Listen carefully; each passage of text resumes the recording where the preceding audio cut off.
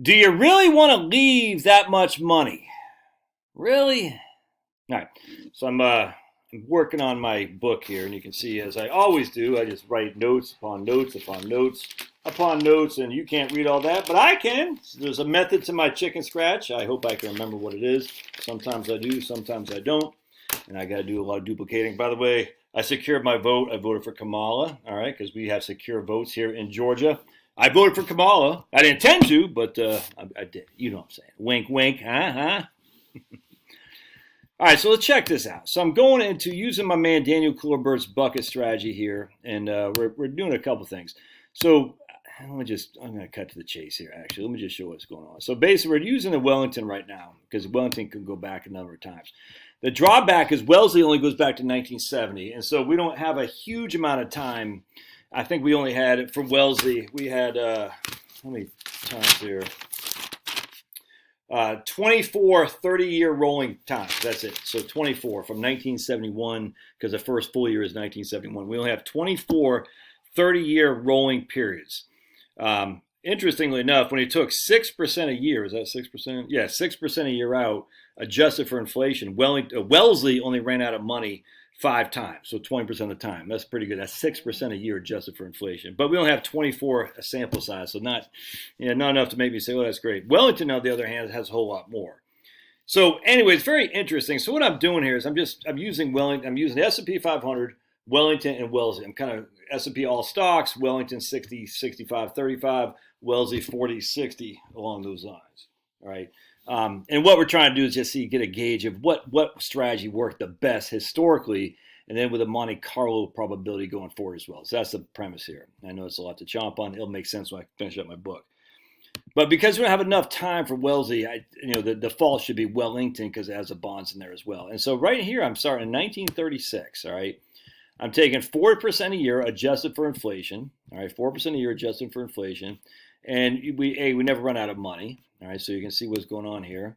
So 40,000 becomes 45,000 the first year, and I'm taking the money out at the beginning of the year, by the way. All right, so 42,000, 41, because you can see there's deflation right here, so it goes down a little bit, and then we don't really ever have deflation again. I think at 59, or what was it? We had right there 55. We had a small amount of deflation. 49, not much. But anyway, so by the time it's all said and done, by the time 30 years are up, our 40,000 a year that we were taking out is now 91,000. Not, but we have $3.1 million left over. 91,000 with 3.1 million. All right, so what I do is I just take those numbers. I said, okay, in 1936, when we're starting here, all right, how much is a 4% taken out? You can see right there. We took out 2 million total, and we have 3.138 million left over. All right, now 40,000 first year, 42,000, a little bit deflation, 40,000 again, 42, 47. You can see how that's working.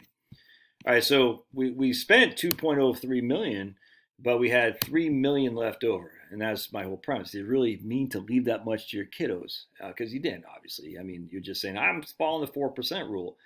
But then watch what happens when I come up here and I do something a little bit differently. So here we're gonna do 80,000 a year. Now, obviously, if we adjusted that for inflation, we would have ran out of money in year 15. But we're not. We're going to do a reverse RMD. Basically, it's just 8% fixed. It's just literally just 8% fixed. But I got the numbers in here, so I said, let me just keep it like that. And you can see, not only did we never run out of money, but we're withdrawing 105,000 the first year. We got massively hit in 1937, so 60,000, 68, 68, 62. And what happens here, we're going to come back here, and we're going to say there's our 100,000. Major drop from 100 to 60,000, but even that 60,000, because the markets were down 35%, was still well above what you would do in the 4% rule. So it took until right here, right there, year 47, 1947. So that's 1, 2, 3, 4, 5, 6, 7, 8, 9, 10, 11, 12. 12 years in before the 4% rule supplanted our 8% essentially effect of 8% pretending on the portfolio value.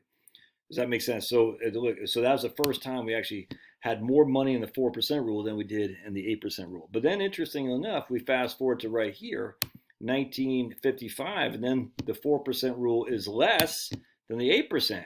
All right, very interesting. So here in the 8%, we're just taking 8% of the previous year's balance. That's all we're doing. So in 1955, because we had a nice little run from basically right from at the end of World War II, we had a nice little run of stocks. I actually were taking more out in the 8% rule than we're in the 4% rule, if that makes sense. So when all said and done, by the time we died, we actually took 100,000 more out of the 8% rule, 2.1 million versus 2.034 million. Now again, the bulk, we're taking 100,000, 68, 68, 62, 55, significantly more in the front end of our retirement. Now, it's going to be less on the back end, 91 to 68, 90 to 71, 89 to 71, 88 to 68, 87 to 79. So the back end of retirement, assuming we make it there, we're taking more out on the 4% rule than the 8%. And the reason is because we're taking so much from the get-go. But when all is said and done, we're still leaving $780,000 compared to $3 million by using the 4% rule. Did you really plan on leaving that much money? No. So how much did you leave? How much lifestyle did you avoid in these first basically 10 years of retirement just because you're so worried about running out of money? And you left a lot on the table.